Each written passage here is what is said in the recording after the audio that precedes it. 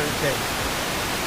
And now 37 minutes later than we thought, we look at this beautiful body on your screen in front of you. Oh, is that some Auburn fan, Graham? No, that's Georgia quarterback JT Daniels. Just, chilling at the beach with his dudes, thinking about picking up your younger sister and his 84 Firebird. And doing it with like such gentleness and grace.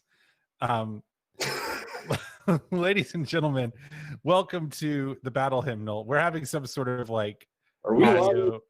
Because I don't see it on Twitter. We are not. We are live on everywhere but Periscope. Okay. Because like fuck the police, I guess. Let's see. I'll turn it off and on. Why you do this to me, Periscope? Why you do this? God, we might just have to like put the YouTube link on Periscope or on Twitter because that is very annoying. Okay, yeah, let's just keep going. I'm gonna fix the Periscope. I'm gonna fix it. You guys go. Well, let's make sure we're recording this. I think we are, and I have on YouTube, right? So yeah, it's on YouTube. On YouTube. Awesome. All right, so ladies and gentlemen, while Josh is fixing technology, yeah, let's maybe just talk a little bit because we'll need him to pull up our plays. So welcome to the Battle Hymnal. My name is Nathan Lawrence. I am the co-producer, proprietor of Chapel Bell Curve, and I am also here for the Battle Hymnal, which is Chapel Bell Curve's affiliated video stream. And I am joined by my co-host, Graham. Say hello, Graham. Hello, everybody. And my second co-host and producer, Josh. Josh, blink once if you are alive. Bark twice if you're in Griffin. I'm here. Woof. Go dogs. All right. So, well done. Well woofed. So today, theoretically, if everything lines up the way that it should, and if the technology gods agree with us, we will be breaking down some film. So before we start breaking down that film, how are you feeling? Like, are you emotionally prepared for this game? Because like, I'm not really emotionally ready for it to be Georgia Auburn week. I'm not okay with this. I mean, I'm not, but I also have not been in a long time like totally ready for Georgia Auburn. I feel like Georgia Auburn is always like a test of the soul. I'm less ready than normal. I will say that. I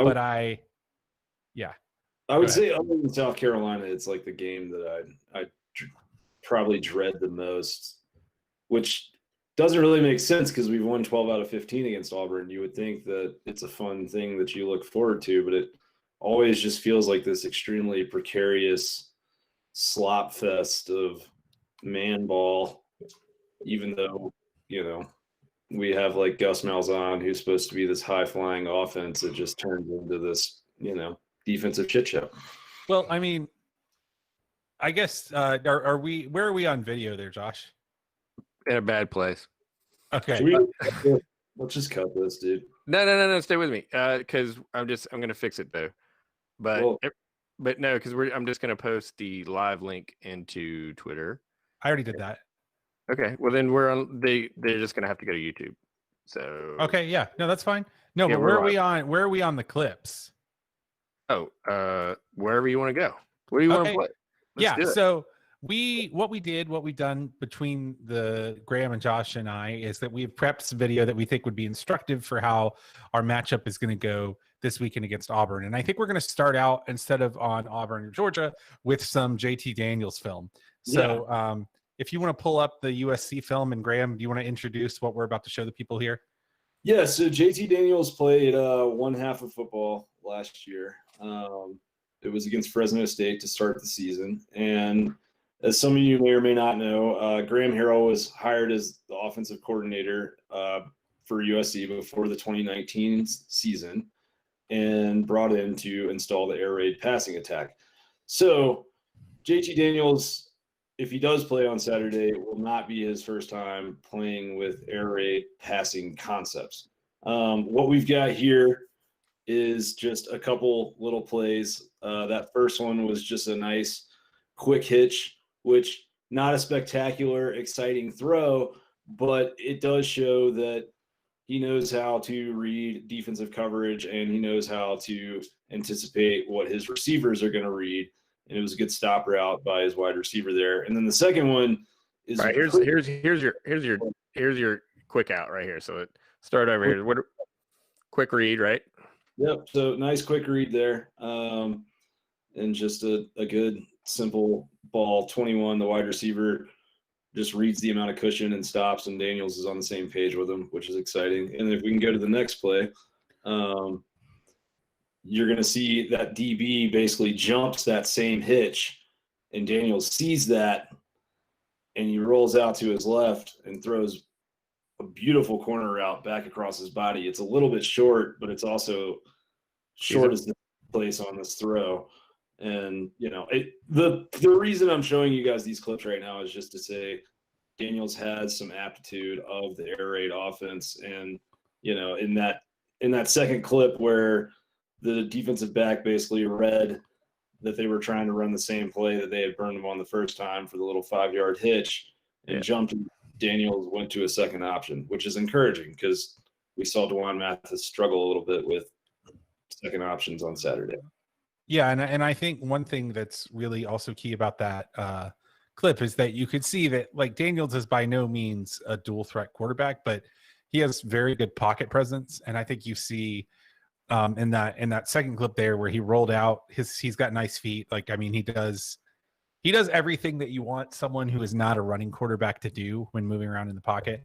There was the third play we showed there, I think was like a deep post that he threw like right down the opposite hash. And what I like about that is not just the arm strength and the adjustment. It's clear that route got adjusted as it went. But also just Daniels, his pocket presence, like when to move up in the pocket, when to take a step left, a step right. Like he actually does quite a bit athletically in the pocket. He is not even Stetson Bennett as a runner probably, but giant arm, great pocket presence. Could kind of throw any throw that you want. Like he can throw any route. There's going to be no restrictions on him. Street wise, quick release as well. I mean, like his release is what NFL scouts salivate over and have been. He was like 14 years old. Yeah, and I think the reason we start there is obviously we had the big news on Monday of JT Daniels being cleared. I would say that I still think it's a pretty good chance that Daniels is not the starter. I think we'll definitely see him during Auburn. But you know, I don't know if you guys have seen any late breaking intelligence on that, but that was the impression that I got, that he probably won't start. But so I guess that sort of brings us to, and Graham, I know you have more on this. What can we expect Georgia to do, or what can we expect Auburn to do against Georgia? What should Georgia plan on doing against Auburn? So do you have some clips for us here? Yeah, absolutely. So if you watched the Auburn-Kentucky game on Saturday, you saw Auburn struggle on offense for a while, and then really what kind of got them going was wide receiver Seth Williams. So, Josh, can we pull up play number 56 and play number 77 from the Auburn-Kentucky game last week? Here's third and goal on the 50. Yeah, here we go. Yeah. We got third and goal on the 11-yard line. Bo Nix is back to pass, and basically he just throws a jump ball for Seth Williams, and Williams goes up and gets it. I mean, the guy is a hell of a wide receiver. And so if before this play, there was a lot of failed attempts by Auburn to run up the middle on Kentucky's defensive line. I feel very confident in saying that Georgia's defensive line is as good or way, way better, more than likely way, way better than Kentucky's defensive line was. So look for Georgia to shut down the run and look for Seth Williams to be the guy that Auburn tries to go to in those situations. Can we pull up play number 77 as well, Josh? So yeah, here we're in a third and goal situation again, and you're just going to see a little fade route to Williams, and he basically just like beasts number one for Kentucky there, flexes on him too. Probably embarrassing for number one. Doesn't want to see that film. Doesn't want his parents to see that film. So he's one of the best receivers in the conference, and they're playing one-on man on him up top. That's just dumb, right? I'm not an X's and O's guys, but that's just stupid. Maybe. I mean, if you look at the way the defense is set up, there is some linebacker help on the inside. I mean, especially in those kind of 3rd and goal situations inside the 5 or near the 5, historically, Gus Malzahn does like to run the ball, likes to do some zone read type of concepts. So really, the fade route, at least in like the analytics circles that I think a lot of us travel, has become kind of this bastardized thing that, everyone says is a stupid play to run because it's a low percentage play. And it is, but if you got a guy like Seth Williams on a short corner, the percentages of completing that pass go up by quite a bit. So what you should look for on Saturday is that, Eric Stokes covered Seth Williams for the Auburn game last year, and he did a really good job. And as you guys probably remember, Georgia was up 21-0 going into the 4th quarter, and they played man defense up to that point. And then in the 4th quarter, they dropped into a cover 3 zone defense, and Auburn basically just tore them up with little underneath passes. And Williams, had a lot of receptions in the 4th quarter. I don't remember off the top of my head how many it was. So you'll probably see Stokes lock up man-to-man on Williams again. Like, that's what Georgia does. They play man-to-man defense on the outside, on the boundary corners. But the thing I would look for on Saturday is to see you're probably going to see a lot of Amir Speed and a lot of Tyson Campbell switching assignments with Eric Stokes when you get down in the red zone, just because Stokes is a shorter corner. Amir Speed is 6'3", 211. He played 9 snaps as a boundary corner last week against Arkansas and didn't allow any completions. Tyson Campbell is 6'2", 185, another big corner. Seth Williams is 6'3" himself. So it's like if you can put Amir Speed or Tyson Campbell on him, you're probably going to have a little bit better matchup in terms of height. And you may even just force Auburn to try and go somewhere else because Nix won't be as confident in the matchup that he has there without the height advantage by Williams. What do you think about all this, Nathan? Yeah, I mean, I think you're right. Defensively, Georgia likes to disguise coverage, flop coverage. I would not expect to see. I think the idea of putting Amir Speed or Stevenson on Williams is not. I don't think that's unlikely. But I don't think it's going to be something where we see Stokes over the top. I think you might see some. Or do you see anyone but Stokes over the top of Williams? Because I think, we really like to disguise coverage. We really like to switch coverage at the snap. I think you might see some, linebacker jostling when we think we can get away with it, especially on inside routes. If Williams is going to try to come across, you're going to see, not even holding, just like bumping at the line of scrimmage, I would imagine. Georgia does have an advantage over Kentucky in that, especially in the red zone and in the close red zone, you can get away with some jamming at the line, and I would expect that if we do line Speed, or if we do end up with Stevenson or Speed over Williams, that's going to be their job, is just to knock him off his route, because that is a gray area, probably rules wise, but that's something that just defenses get away with. And I would expect to see that. I would expect to see a lot of hand fighting, because Williams is the kind of guy that has the body control and the height that if he puts himself in a position, he's going to make the play most of the time. And so you got to disrupt his timing. You got to disrupt his rhythm. And then also, I think, I think we might see some zone blitzing. I think we might see, I have a feeling that we're going to make Bo Nix win the game, right, with his arm. And I think that there's an element of that where it's just like, Seth Williams might get his, but if you put Bo Nix on his back 8 or 9 times, you're going to be in a pretty good position, probably. Yeah. So I guess what kind of challenges do you feel like the Auburn defense is going to pose to the Georgia offense? Do you have anything you want to show us there? I do. So if you could pull for me play number 5. This is the beginning of the game. This is Kentucky on offense. This is just a really good example of the way Auburn likes to line up. Auburn adores playing close to the line of scrimmage.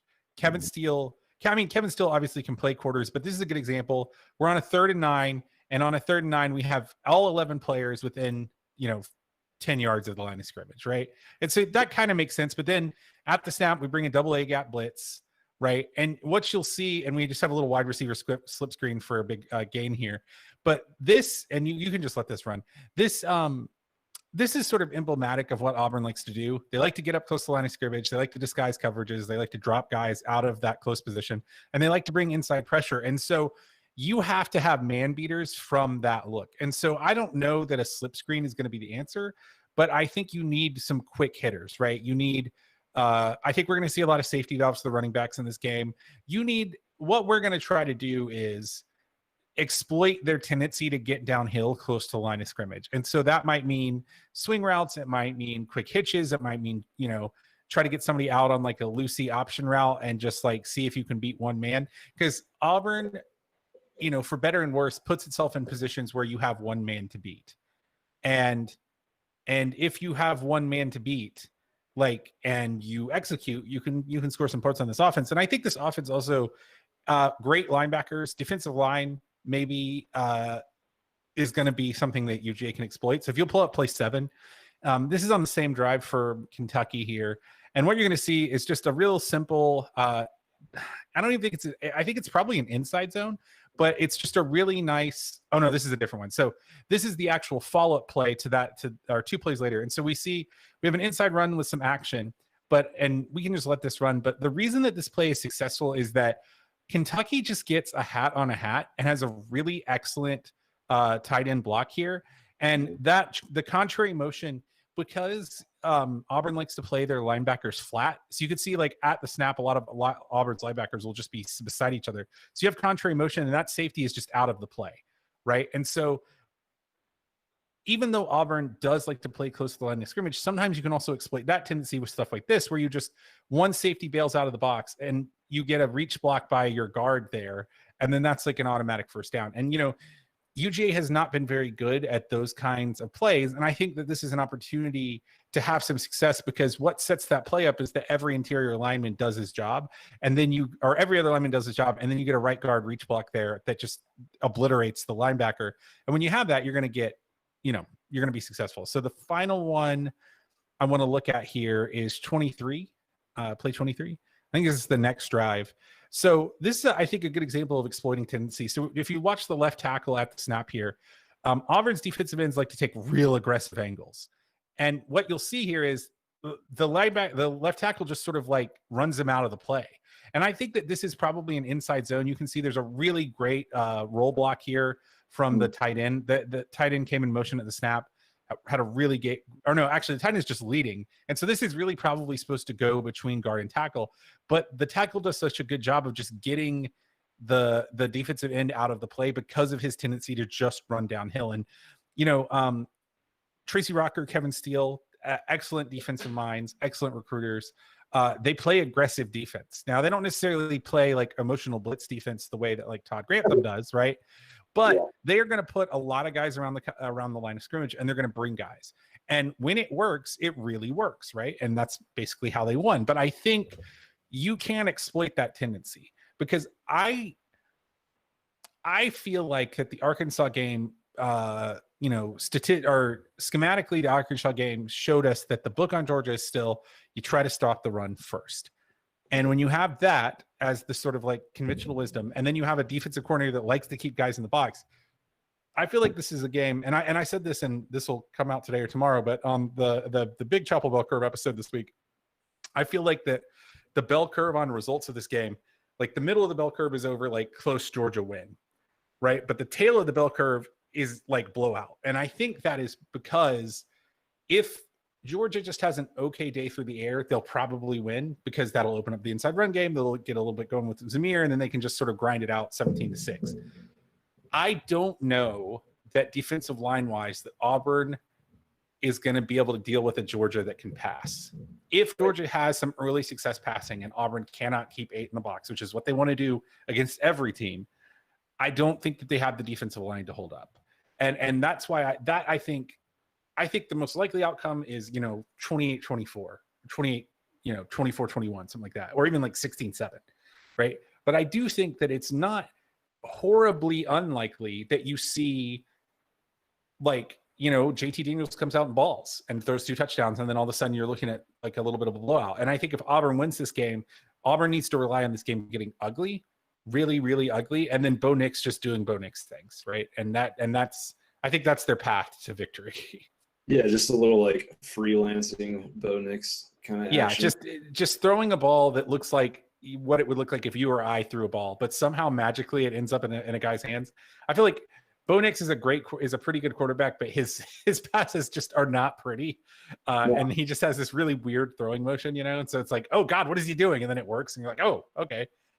Yeah, he's kind of like watching like a puppy cross traffic. Like you kind of want to turn your eyes away because you're afraid of the chaotic disaster that might happen, but at the same time, you're so riveted that you have to watch it till its conclusion. Absolutely. So do you have any other plays that you want to talk about Auburn wise, Graham? Yeah, I do. And so what you're talking about in terms of the matchup between Georgia's offensive line and defensive line, I agree. I think that's where this game is going to be won or lost, and the difference probably between a potential like comfortable Georgia win or a really tight kind of coin flip game that either team could come out on top in. I really do also think that with the concepts you're talking about of trying to kind of use the pass to open up the run, I want to stress that doesn't have to be 50-yard bombs to George Pickens. It just has to be some consistent 5-8-yard completions, kind of like that little hitch we saw JT Daniels throw to open the show. If Georgia can do that consistently, it will force those linebackers to play a little bit more honest into shade, into coverage, and that will be huge for the running game. So I want to pull up, Josh, if we can go to the game, the Georgia-Arkansas game from this past Saturday, and pull up play number 17. So this is going to be a Kenny McIntosh run to the right side, and it's early in the game, first quarter, and you're going to see that on the right side of the line, we've got Justin Schaefer in at right guard and Owen Condon in at right tackle. And Condon that's Ben Cleveland at right guard, but Condon gets basically blown up. By the time McIntosh gets to the hole, his back is facing us, and he's really not engaged with anyone as a blocker. He gets totally turned around. And so will you go to play 25 as well, Josh? Yep. Hang on. No worries.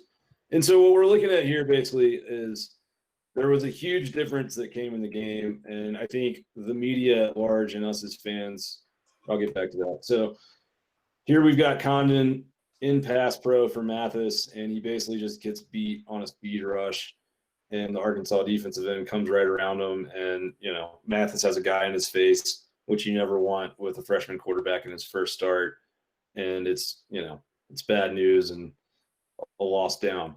So if we can go to play number 65, at this point in the game, we have some new offensive linemen that have come in. And so we've got Warren Erickson plugged in at right guard and Warren McClendon, number 70, plugged in at right tackle. So this is a nice Zamir White run. And you see McClendon coming in off that right side and really just like collapse down on the Arkansas line and open up a nice big hole for White. So you're seeing production there that you were not getting out of Owen Condon earlier in that game. And then if we look, a really nice seal block there on the end from the tight end, just for the record. Yeah, that's you. Well, yeah, Darnell did a nice job on the other side. And then if we can look at play number 70, we'll get a little action of McClendon and pass pro, which I was very impressed with going back and watching the game. So we got the snap, good hands, good footwork. He's moving with his guy. He takes him back, kind of keeps that pocket for Stetson Bennett, and just doesn't, he doesn't have to knock the guy off the ball. You don't have to knock the guy off the ball to play competently upon the offensive line. You just have to move him to the right places, and he does a really good job of taking that defensive end and basically just using his own momentum against him and taking him way back into the backfield and giving a good clean pocket. And the other great thing about that play is I don't know who's playing right guard there at that point. I didn't see. That was Erickson as well. Bell plugged in at right guard. Yeah, that Erickson, like what you saw from Schaefer, and one of the problems that Schaefer had was that like he would just not block anybody. And if he didn't have a guy in his face, he didn't know who to pick up. And you could see Erickson in that play.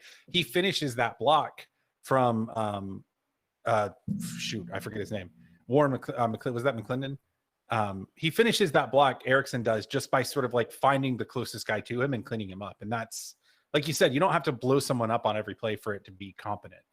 Right. And so I think we talked a lot on our show Sunday, and obviously there's been a lot of talk in the media about the substitution when Stetson Bennett came in the game. But if you really look back and watch the game again, Georgia started moving the ball not when Stetson Bennett came in the game, but when Warren McClendon and Warren Erickson got plugged in on the right side of that line. Once that happened, things got way, way better for Georgia. And so, you know, and especially in the run game, it's like Bennett was making a few quick passes, and there was the James Cook fumble that kind of ended that first drive of the third quarter. But there in the second half, when those two guys came in the game, the run game opened up really, really nicely for Georgia. And so, yeah, I don't know who we'll see start on the right side of that line on Saturday, but knowing that, you know, there's that potential to have those guys there makes me feel a lot better about this game, because if the coaches do feel strongly enough about Condon to put him in and start him again, I think he'll have a little bit shorter leash than he did this past Saturday. And if Georgia is able to open up some holes like that on Auburn, which, let's be honest, Big Cat Bryan is injured, the rest of their defensive line is brand new. Like, we're not dealing with Marlon Brown and Marlon Davidson again.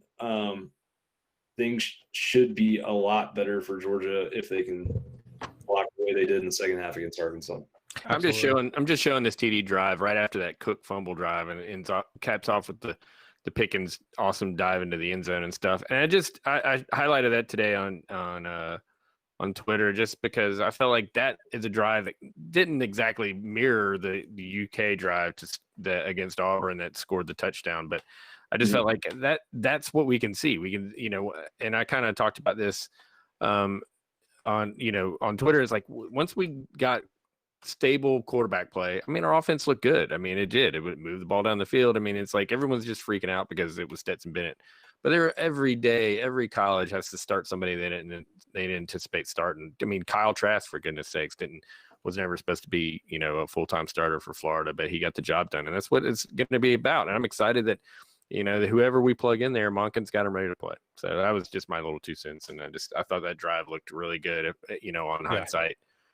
Well, and I think what we saw there too from McClendon and Erickson was a blocking scheme that didn't rely. I mean, if I had any gentle criticism for Sam Pittman as a coach when he was at UGA, it was that he did occasionally just sort of like, I feel like blocking scheme wise, it was just like, go win. And we just didn't have a lot of individual wins, and schemes that just ask you to win one-on-one don't work when you have 8 guys in the box every snap. And I think what we saw in Arkansas was some deliberate scheming to, you know, have some reach blocks, have some double blocks, have some team blocks, or just to run people out of the play. I think what you're going to see is that, like, Auburn has replaced a lot of defensive line, but they have 2 very good inside linebackers, and they actually run a 4-2-5 most of the time. They play more of a like traditional. Usually they play a pretty traditional even front, like with 2 linemen with their hands in the dirt on the ends. But I think what we'll see is just like running away from those inside linebackers a lot, either with, like you have a leading tight end who tries to find one on the outside, or you try to like double block, reach combo block up to them. And I think I have faith that our offensive line can handle their defensive line. But I think what we're going to see is an attempt to kind of scheme both Condon and their other linebacker, who I cannot remember his name for the life of me, out of the game. And you could, I mean, and we talked about this on the Arkansas show, but you can do that. Like, you can scheme, if you have to sort of pick your poison, but you can sort of positionally scheme people out of the game if you really just don't want to have to try to block them. I mean, right. I think that's what we'll see. With Jadeveon Clowney, as you brought up on Sunday, I mean, like, if you can scheme around Jadeveon Clowney, you can scheme around almost anybody. And I think watching back the Arkansas film a little bit more over this week, when we did our Monken film studies over the summer, we highlighted a lot of the creative offensive line techniques that he likes to run, whether that was, blocking down the line or using a tight end H-back sniffer type of guy, kind of in a lot of really creative ways, both as a blocker and a receiver. And in the first half, Georgia was trying to do that. And there were some plays where Darnell Washington was, basically a sixth offensive lineman, and he was in H-back type of spots and moving around in motion. And he did a really good job blocking in that game from what I've seen on tape. But, if the offensive line is a unit, and if all 5-6 guys don't do their job, usually things aren't going to go that well. And just on that right side of the line, the combination of Schaefer and Condon, there just was not that chemistry there, and they were getting blown up. And, there was runs that were opening up on the left side, but the right side was collapsing so fast that our running backs just couldn't get to the hole without having to kind of break some momentum. So I'm hopeful for Saturday, and I think that, if we get that kind of offensive line play on Saturday, whether it's Stetson Bennett back there or Daniels or hell, who knows? They could throw Mathis out there again for all I know. We'll be successful moving the ball. Yeah, I absolutely agree. I think, that you have to be aware that there are probably still going to be some growing pains. And I expect that we're going to see some pains in the first quarter, no matter what happens. But I also think that, and I hope that this is what people took away from our Sunday show, is that there's a lot to look forward to here. There's a lot to be excited about. Totally. And I mean, I don't want to play the role too much of like the eternal optimistic fan, but there is a little bit of a sense watching that second half over a few times that, they found a rhythm, which is huge going into a top 10 matchup. It's like, game days in town. Chris Fowler and Herbstreit are on the call. Like, this is as big of a college football game as you get for a regular season. And I think if we see some of that rhythm carry over, like, this could be kind of the Monken offense coming out party. And it wouldn't shock me to see Georgia put up 31 or 34 points. And if they do that, there's just absolutely no chance they lose the game. So yeah, it should be fun on Saturday night. All right. I'm going to talk about y'all's Discord because it's been a lot of fun. And in fact, I was heckling Nathan and Justin doing the Chapel Bell curve, but you didn't answer one of my questions, Nathan, on the hashtag AskCBC. Over under 0.5 rushing touchdowns allowed by Georgia's defense. Keep in mind that by running backs, I'm sorry, because we had Bo Nix broke our streak last year. So what do you think? Or Graham, I'll let you think. Graham, what do you think? Think Georgia can keep the Auburn rushing attack out of the end zone? I do. I mean, Auburn's rushing attack, Kentucky made Auburn's rushing attack look really, really bad. And so I think that Georgia will probably do the same, unless you just have like a long pass or something that's down at literally. Yeah, that's about the only way I could see things going really wrong. And then they're going to sneak it in with Nix, the running back thing. All right, so you're both taking under on that? I would take under. I think Georgia's defensive line is probably underrated.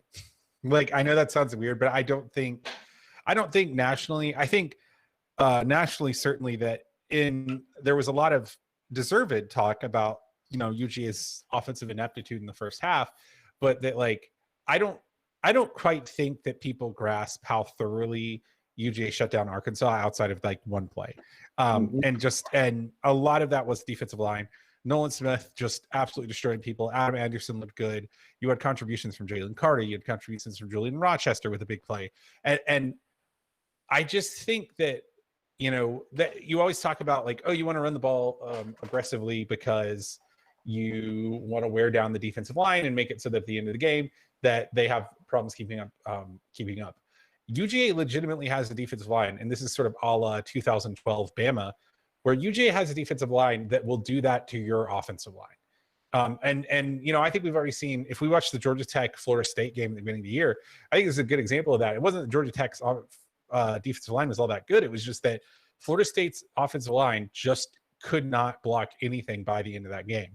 And I don't think it's going to be quite that level of like domination, but I do think that there's a chance that like UGA is very active in the backfield the entire game, because I think that the depth, like this is probably the deepest defensive unit that Auburn's going to play this year, and I include Alabama in that. Maybe not the most skilled at the top, maybe whatever, but I think certainly the deepest, and I think this is certainly the deepest defensive line they're going to play. So I still sort of feel like this might be a rock fight, but I also have Graham, I kind of agree with you, and I know we don't want to go too much longer here, Josh, and so I'll take us out after this, but I made my prediction for like a very close game on the CBC episode that's going to release tomorrow. But as I go through the week, I just sort of think that there's a chance that UGA really like makes a statement in one of these next 2 weeks. And it might be next week, but I think that both of the defenses we're about to play have enough holes in them that if UGA gets some rhythm going and can break their tendency, that it could be a long game for them. All right, so before we sign off real quick, I want score predictions from both of you. All right, let Josh? Nathan go last because he's the top 10 of all punditcy in his picks. But I'm not. You know, you don't we listen need to the you don't listen to the Bet the Process podcast, but that's called a tout, where you brag on your picks, but you don't talk about your losses. All right, so I've listened to a bunch of podcasts today, and if you'll let me shout out to a new one that popped up today. Our Jim Wood and John Powell's My God, a podcast, and it's pretty good. And Yeah, they're doing good work. And I listened to Waiting Since Last Saturday, and everybody's picking in the 20s to 20 to 24, 24, 17, 21, 17. So I'm going to go against the grain and say that that Georgia's offense has a little bit of coming out party, and we win 31-10. Nice.